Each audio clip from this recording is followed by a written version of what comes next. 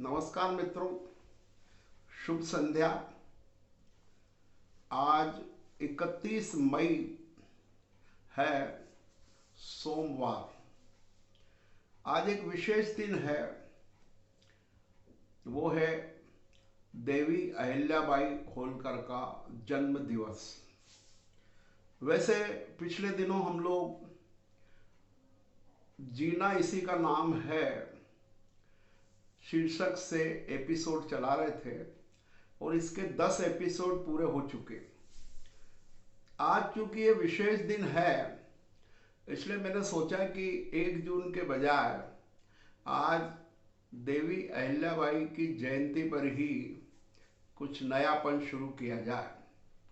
इसी दृष्टि से आज हम शुरू कर रहे हैं आज का एपिसोड। विशेष रूप से वो है सैर कर दुनिया की गाफिल जिंदगानी फिर कहाँ। ये थीम है इस प्रकार के सीरीज की, और ये बीच बीच में रहेगी, रोज नहीं रहेगी। देश काल परिस्थिति अवसर के अनुसार सैर कर दुनिया की गाफिल एपिसोड चलेंगे। अब आज का दिन विशेष इसलिए है कि 2 चीज़ों का एक साथ इसमें सम्मिश्रण हो रहा है। एक तो अहिल्याबाई होलकर की जन्म तिथि है 296, मतलब 4 साल बाद 300 साल हो जाएंगे।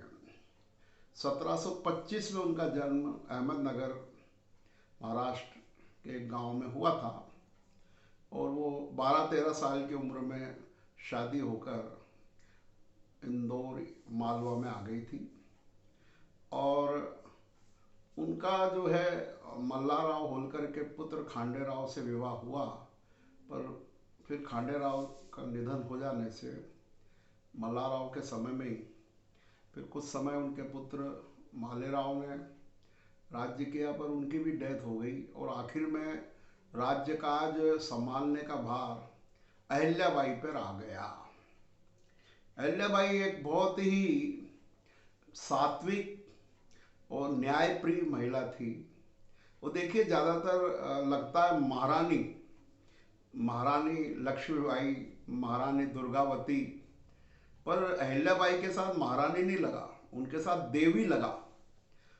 देवी तुल्य, मतलब जिस प्रकार से उन्होंने शासन किया लगभग 28 साल, वो एज ए देवी के रूप में किया। पूरी शिव भक्त थी और पवित्रता से सारे राज्य के जो ऑर्डर निकलते थे वो भगवान शंकर के नाम से निकलते थे। भगवान शंकर या शिव में उनकी अनंत आस्था थी और बहुत ही वैराग्यपूर्ण तरीके से उन्होंने शासन किया। इंदौर तो थी, फिर वो अपनी राजधानी महेश्वर ले गई। महेश्वर जो अभी खरगोन जिले में है, एक प्रसिद्ध तीर्थ स्थल है महेश्वर, वहाँ वो राजधानी ले गई और वहाँ उन्होंने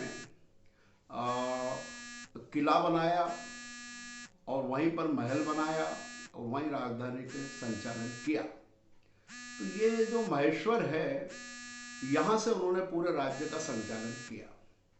और ये समझ लीजिए कि उनका राज्य में उन्होंने इतने अच्छे अच्छे काम करे, इतनी न्यायप्रिय थी वो। कई किस्से हैं जो ये सिद्ध करते हैं कि किस प्रकार से उनका लक्ष्य था शासन करने का, और बहुत ही उन्होंने धार्मिक कार्य किए और बहुत सुंदर सुंदर देश के विभिन्न तीर्थ स्थलों पर सुंदर घाट बनवाए, मंदिर बनवाए, मंदिरों का जीर्णोद्धार करवाया। चाहे वो महेश्वर हो, चाहे काशी या बनारस हो, चाहे बद्री केदार हो, बहुत जगह पर उनकी अयोध्या, बहुत, मतलब कहने का मतलब ये है कि ऐसे स्थानों पर उन्होंने अपना धार्मिक रूप से कर्तव्य पूरा किया। एक बार तो वो 6 महीने की पूरी भारत यात्रा पर भी निकली, वो सभी तीर्थ स्थानों के दर्शन किए। तो ऐसी देवी अहिल्या से हम भी व्यक्तिगत रूप से जुड़े हैं। इंदौर को देवी अहिल्या की नगरी कहा जाता है। इसी प्रकार से महेश्वर भी देवी अहिल्या की नगरी है। देवी अहिल्या से मैं व्यक्तिगत रूप से भी ऐसे जुड़ा हूँ कि मेरी जो ग्रेजुएशन है, पोस्ट ग्रेजुएशन है और डॉक्टरेट है, वो देवी अहिल्या विश्वविद्यालय से ही हुए। इसी प्रकार 93 में जो मैंने पहली हवाई यात्रा की, वो देवी अहिल्या एयरपोर्ट से भोपाल तक की थी, तो प्रथम उसमें वो भी शामिल है। इसी प्रकार से जो पहली विदेश यात्रा की दुबई की बाय एयर, तो वो अंतर्राष्ट्रीय यात्रा इंदौर से, वो भी देवी अहिल्या एयरपोर्ट से हम लोग गए थे श्रीलंका, उसके बाद दुबई। तो कहने का मतलब ये है कि देवी अहिल्या, इसी प्रकार से जो हम, मैं टीसी जैन साहब इत्यादि एक लाइब्रेरी से जुड़े हुए इंदौर में, वो है देवी अहिल्या शासकीय लाइब्रेरी। उससे हमने सैकड़ों पुस्तकें इशू करा के पढ़ी है और इन दिनों में हम यूज करते हैं उसको। बहुत ज्ञान में हमारे वृद्धि हुई है। तो मैं ये कहना चाहता हूँ कि देवी अहिल्या इंदौर के परिप्रेक्ष्य में रच बच गई हैं। उनके बिना हम इंदौर की कल्पना नहीं कर सकते। जो इंदौर का प्रमुख आकर्षण केंद्र है राजवाड़ा, वो देवी अहिल्या की मूर्ति से सुसज्जित है। और ये बहुत खुशी की बात है कि हम मालवा के लोग को देवी अहिल्या जैसी महारानी प्राप्त हुई, देवी देवी जिनके आगे देवी लगा, तो ये बहुत महत्वपूर्ण बात है। अब इसी के साथ एक और चीज़ जो मैं जोड़ना चाहता हूँ आज के एपिसोड में, कि देवी अहिल्या की जो राजधानी है वो है महेश्वर। तो उसको थोड़ा सा हम पर्यटन की दृष्टि से भी आज शुरू करेंगे। तो वो ये मैं कहना चाहता हूँ कि इंदौर वाले सौभाग्यशाली हैं कि उनसे, इंदौर से लगभग 80 किलोमीटर की दूरी पर महेश्वर है।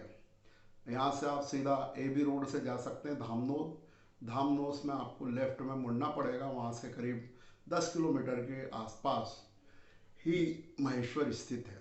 महेश्वर एक छोटी सी नगरी है, प्राचीन नगरी है, और महेश्वर एक बहुत शांत नगरी है और माँ नर्मदा के तट पर बसा हुआ बहुत सुंदर शहर है। उसमें अब जब आप जाते हैं महेश्वर, तो वहाँ पर आपको देवी अहिल्या बाई का राजमहल मिलेगा, वहीं पर उनका किला है, वहीं पर एक बहुत सुंदर मंदिर बना है और बहुत सुंदर जो है, कहना चाहिए अभी तो ये भारत में ये प्रसिद्ध हो चुका है, क्योंकि इतनी बढ़िया महल, सीढ़ियाँ, घाट और नर्मदा जी का सुंदर किनारा, तो वो इतनी अच्छी जगह कहलाती है घूमने के लिए, दर्शन करने के लिए, पर्यटन करने के लिए, पिकनिक करने के लिए, कि काफ़ी लोग वहाँ पर जाते हैं। उसका जो महत्व है इन दिनों में, जो लाइट में आया, वो कई फिल्मों की शूटिंग वहाँ पर होने लगी है, पहले भी हुई है अशोका इत्यादि की, और अब तो काफ़ी फिल्में, चाहे हिंदी फिल्म हो कि साउथ इंडियन फिल्म हो, उनकी शूटिंग भी वहाँ होने लगी है, क्योंकि एक बहुत बढ़िया जगह फिल्म निर्माताओं के ध्यान में आई है। तो महेश्वर मैं दर्जनों बार गया हूँ। इसका कारण विशेष ये रहा कि मेरी पोस्टिंग लगभग 20-22 साल, 25 साल खरगोन में रही।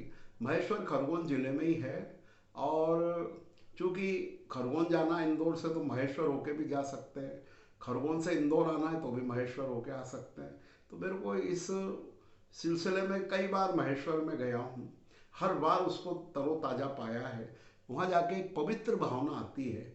और मैं समझता हूँ कि विशेषकर हमारे जो समाज के व्यापारी वर्ग हैं या ऐसे व्यस्त लोग हैं, उनको जब भी कभी एक दिन की भी छुट्टी मिले और वो एक दिन का कोई ट्रिप चाहें, तो महेश्वर का ले सकते हैं।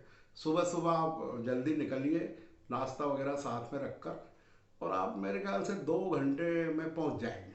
टोटल टोटल 2 घंटे में आप वहाँ पहुँच जाइए। खूब अच्छे से दर्शन करिए, नदी किनारे आप बोटिंग करिए, दर्शन करिए, घाट देखिए, और वहाँ पे शुद्ध भोजन उपलब्ध है ही, क्योंकि मालवा का एक बहुत पवित्र स्थान है, तो वहाँ आप भोजन कर सकते हैं, ठहर सकते हैं। अगर आपके पास 2 दिन है तो बहुत अच्छी धर्मशाला, होटल और रिसोर्ट भी है वहाँ पर बहुत अच्छे से। और MP टूरिज्म का भी बहुत बढ़िया एक रिसोर्ट है, माँ नर्मदा रिट्रीट नाम से है वो। तो कहने का मतलब ये है कि इंदौर जो विजिट करे या इंदौर वासी, इसको ज़रूर देखें, क्योंकि एक बहुत अच्छी जगह है। हालांकि अधिकांश लोगों ने देख लिया होगा, पर ऐसा मैं मान के चलता हूँ कि जिनने भी नहीं देखा है या देखे बहुत दिन हो गए, उनको महेश्वर की यात्रा करना चाहिए। और मैं समझता हूँ 5-6 घंटे में बहुत बढ़िया आपका रिक्रिएशन होगा। और महेश्वर जैसी जगह जो देवी अहिल्या से जुड़ी हुई है, जब हम उनके किले में जाते हैं, उनके राजमहल में जाते हैं, तो वहाँ देखकर बहुत हमको आश्चर्य होता है कि कितने सादगी से वो रहती थी। सारा काम शिव भगवान के ऊपर छोड़कर करती थी, उन्हीं की आज्ञा से करती थी। और नीचे हम जाते हैं, उनके एक मंदिर में दर्शन होते हैं वहीं अंदर, राजगद्दी वगैरह देखने के बाद। तो वहाँ भी देखा कि वो कितनी शिव भक्त थी, कितना पवित्र उनका विचार था। वो सारी चीज़ें, उनके बहुत सारे नियम थे, बिना पूजा पाठ के वो पानी भी नहीं लेती थी। वो बहुत ही पवित्रता से उन्होंने अपने राज्य का शासन किया। तो इस प्रकार से आज मेरा ये कहना है कि हम एक पवित्र स्थान के रूप में और एक पवित्र नारी के रूप में, दोनों चीज़ों के रूप में हम महेश्वर को याद कर सकते हैं। वो हमारे इतिहास की एक बहुत बड़ी धरोहर है, उसको हमको जाना चाहिए, देखना चाहिए, पता लगाना चाहिए। साथ ही महेश्वरी साड़ी, मतलब महेश्वर एक वस्त्र व्यवसाय के लिए भी प्रसिद्ध है। वहाँ पर बहुत करघे हैं, आधुनिक भी, पुराने भी, नए भी। रेवा सोसाइटी है, वो भी आप देख सकते हैं। तो किस प्रकार से कलात्मक साड़ियाँ महेश्वर में निर्मित होती है, तो वो भी एक महेश्वर का बहुत बड़ा आकर्षण है। तो इस प्रकार से हम महेश्वर को एक पर्यटक स्थल के रूप में, वो ये जरूर है कि इंदौर वालों को उसकी महिमा हो सकता है कम आए, क्योंकि कहते हैं ना कि बस कहते हैं ना, घर का जोगी जोगड़ा आन गांव का सिद्ध। तो हमको लगता है अरे इतनी पास क्या जाना, अरे आप महेश्वर जाएंगे तो आपके बहुत सारे लक्ष्य पूरे हो सकते हैं। आपका छोटा सा पर्यटन होगा, आप ऐतिहासिक स्थल देखेंगे, आप एक धार्मिक स्थल देखेंगे, रिक्रिएशन के लिए आप नदी की सैर करेंगे बोटिंग के माध्यम से, वहाँ के पवित्र जंगल देखेंगे। तो कहने का मतलब ये है कि महेश्वर की यात्रा अवश्य आप करिए। अगर बहुत दिन हो गए तो आप जाइए, जो नहीं गए वो भी जाएं। वो बार बार जाने लायक जगह है इंदौर के लिए। और इसी प्रकार जो इंदौर की यात्रा करते हैं, कोटा, जयपुर, सवाई माधोपुर इत्यादि, तो वो भी एक दिन एक्स्ट्रा निकाल कर महेश्वर देखें। इस प्रकार से आज हमने देवी अहिल्या बाई के जन्म जयंती के अवसर पर उनके बारे में थोड़ी सी बात की, और थोड़ा सा महेश्वर के बारे में, जो उनकी राजधानी थी, उसके बारे में हमारी बात हुई है। आशा है अगले एपिसोड में कोई और नए स्थान को हम जरूर देखेंगे। बहुत बहुत धन्यवाद।